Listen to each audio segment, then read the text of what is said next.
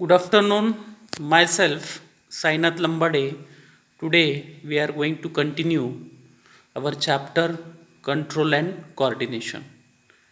In last lecture we have discussed about the synapse. Synapse, it is a junction between the two cells or two neurons, and there are two types of synapses: chemical synapse and electrical synapse, as we have discussed in the last session.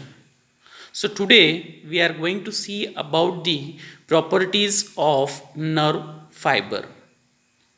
As you know that neurons are having the property of excitability or irritability.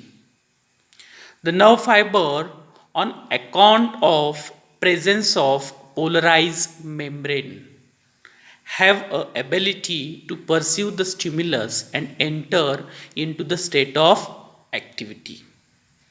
So what is excitability?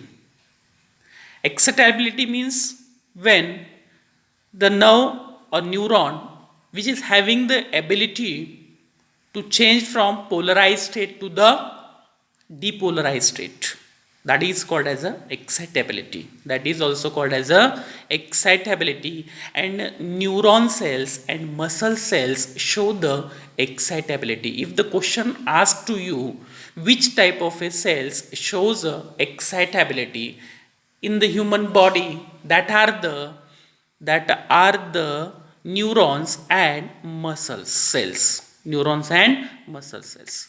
Neuron just only do not show the excitability, but also it shows conductivity. See here, conductivity. It has an ability to transmit the impulse or excitation. Means whatever the impulse is generated, it has to be passed. That is also carried out by the neuron. So it shows the ability of conductivity. Then another, we'll see that stimulus. We are going to see the stimulus.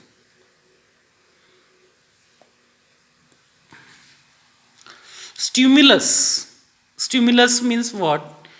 Also we have discussed in the last lecture, but we'll repeat it. What is a stimulus? It is any detectable physical, chemical, and electrical change in the external and internal environment. That is called as a stimulus. As our body shows changes when there is change in the external environment or change in the internal environment, when that time the stimulus get generated. A simple way you may say that when the change in the external environment or change in the temperature, there will be the stimulus to the human body. And as we will see that our body shows some type of a changes, that is a stimulus. Simply you may say that change in the external or internal environment. Then there are three types of stimulus. First one is that is a threshold stimulus. That is a minimum intensity. Threshold shows a minimum intensity. Another one is a subliminal stimulus. That is a weak. And last one, that is a supraliminal stimulus. That is a strong one. As threshold stimulus, the stimulus must have the minimum intensity called as a threshold stimulus, and subliminal stimulus is a weak stimulus with have no effect. It is not having any kind of a effect, so the impulse will not be generated in such conditions. And last one, that is a supraliminal, that is a strong one, as it is similar to the threshold stimulus, will produce the same degree of impulse as the threshold stimulus, as first one we have seen. After this we are going to see the D1, the summation effect. Summation effect, a single subluminal stimulus. As you know that subluminal stimulus is a weak one. will have no effect, but if many such weak stimuli are given in a quick succession, they may produce an impulse due to the addition or summation of stimuli. When one stimulus small given, again small one, that time a quick succession will be taken. What is meant by succession? Means that area is giving again and again that small stimuli that will produce a quick succession. Means a small stimuli one by given, at that time there will be the formation of quick succession, and they may produce an impulse due to the addition means plus, or we can say it a summation of stimuli. All or none law. Another one is a all or none law. The nerve will either conduct the impulse along its entire length or will not at all conduct the impulse, as in case of subluminal or weak stimulus. In weak stimulus, the nerve will conduct the impulse or will not conduct the impulse. This is called as a all or none law. This is called as a all or none law. And this F1 we are going to discuss refractory period. It is a time interval of about millisecond. Refractory period means it is a time interval. It is a one type of a interval of milliseconds during which a nerve fails to respond to the second stimuli. In this condition, the nerve fails to respond to the second stimuli, however strong it is. It may be strong, but it fails to respond for the second stimuli, because at that time there is a carrying out of a interval period or refractory period. And G1 we are seeing this, that is about the synaptic delay. We are going to see about the synaptic delay. In synaptic delay we are going to see the impulse requires about 0.3 to 0.5 millisecond to cross a synapse. In synaptic delay what happened, this impulse from one neuron to the another neuron, it requires about 0.3 to 0.5 milliseconds to cross the synapse. This time is required for release of neurotransmitter. Synaptic delay means the time required by the neurotransmitter to release its secretion from the axonal terminals and excitation in the dendron of the next neuron. So you might have clear this point also. Synaptic delay means that requires about the 0.3 to 0.5 milliseconds to cross the synapse from one neuron to the another neuron, and this time is required for the release of neurotransmitter. Point is clear to you. Then synaptic fatigue. Now we are going to see this synaptic fatigue. In this synaptic fatigue, the transmission of nerve impulse across the synapse halts temporarily. Synaptic fatigue means it stops for some time. So it halts temporarily due to the exhaustion of neurotransmitter. Due to the exhaustion of transmitter. When the exocytosis takes place, there is a release of a neurotransmitter. At that time, it may get a fatigue. Then last one, that is velocity. We are going to see the velocity, and the rate of transmission of impulse is higher in the long and thick nerve. So transmission of impulse is more in the higher in long thick nerve. It is higher in homeotherms than the poikilotherms. Homeotherms means hot-blooded animals. Homeotherm means hot-blooded animals. Poikilotherms means cold-blooded animals. Homeotherms maintains their body temperature and poikilotherms do not maintain their body temperature. Then next point, velocity is higher in voluntary fibers. This transmission of impulse is higher in the voluntary fibers. It is 100 to 120 milli per second in man, and as opposed to the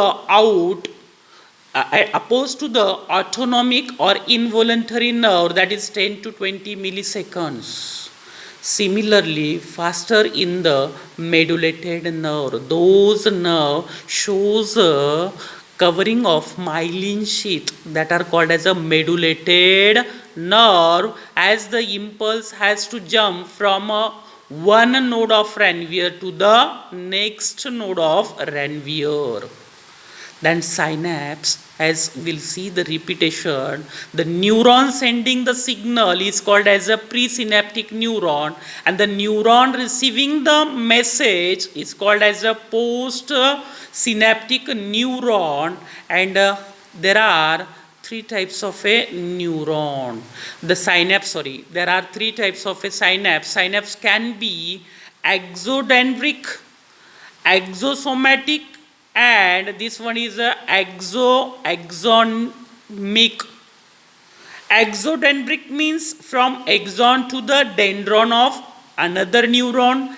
Exosomatic means from axon of one neuron to the cell body of or soma or cyton of the another neuron. Exonic means axon of the one neuron to the axon of another neuron. So in this way, there are three types of synapse. Synapse are exodendric, exosomatic, and exoexomic. So we shall now see the chemical synapse. We'll see the chemical synapse. In chemical synapse, all the plasma membrane of presynaptic and postsynaptic neuron is chemical synapse. Although the plasma membrane of presynaptic and postsynaptic neuron is chemical synapse are close, they do not touch to each other. They do not touch to each other. They are separated by the synaptic cleft and filled with the interstitial fluid or ECF, that is the extracellular fluid. So in the chemical synapse, how do the chemical synapse take place? Chemical synapse take place with the help of a chemical, that is with the help of neurotransmitter, that is the acetylcholine or adrenaline, as we know that. So this is one axonal part of the neuron, and this is a axonal ending part, that is a telodendron, or that is a axonal bulb part. This is called as a axon ending. This is a presynaptic neuron. Here is given the name, that is a voltage gated channels. There is also having the presence of cytoplasm inside. Then there is also having the presence of this another part that is called as a postsynaptic neuron. This is called as a postsynaptic neuron. This is a presynaptic neuron, and as the impulse passes from the axon, the impulse is coming. This is the first whatever the change is going to be take. First change, what happens? There is a action of potential taken inside the axon, that is a nerve impulse is coming here, and this nerve impulse will stimulate this membrane, this ending. What will happen as the nerve impulse come? There is a influx of sodium ion inside this. There is influx of sodium ion. There are the voltage gated channels. This voltage gated channel will get opened and influx of this, sorry, calcium. There is the influx of calcium inside, and this calcium ion will stimulate these vesicles, will stimulate these vesicles. These vesicles will be stimulated and shifted towards the membrane of this axonal end. This will shifted towards the membrane, and then what will happen, there will be the exocytosis, and there will be the release of neurotransmitter, that is acetylcholine. What will happen? Acetylcholine will be released. And what will happen, as the acetylcholine will be released, this will go and touch to these receptors which are mainly present in the postsynaptic membrane. This is postsynaptic neuron. These are the receptor of neurotransmitter. As the neurotransmitter will touch these channels, this gate will get opened. These are called ligand gated channel. As the gate get opens, there will be the influx of sodium ion inside. What will be influx of sodium ion influx from this interstitial fluid? In this synaptic cleft, there is also having the presence of what? Interstitial fluid or ECF, extracellular fluid. And what will happen? There will be the influx of sodium, and the action of potential will take place in the this another neuron. What will happen? The postsynaptic potential will be taken, and nerve impulse will be carried out in the this postsynaptic neuron. So in this way we have discussed about this synaptic transmission. We have seen about the synaptic transmission, and what happened. First I will repeat in a few minutes, that is the impulse will coming take place from this. What will happen? There will be the influx of calcium ion inside. Calcium ions will stimulate this vesicle, synaptic vesicles, and this synaptic vesicle will move towards the membrane, and this will be taking place of exocytosis, and there will be the release of neurotransmitter, and this neurotransmitter will touch these receptors, and these receptors are having the gates that are the ligand gated channel. This will get opened, and there will be the entrance of sodium influx. As the sodium will get influx, there will be the action of potential generated in the dendron of the this postsynaptic neuron. So have you got it all? So we'll stop this session here only. Thank you very much.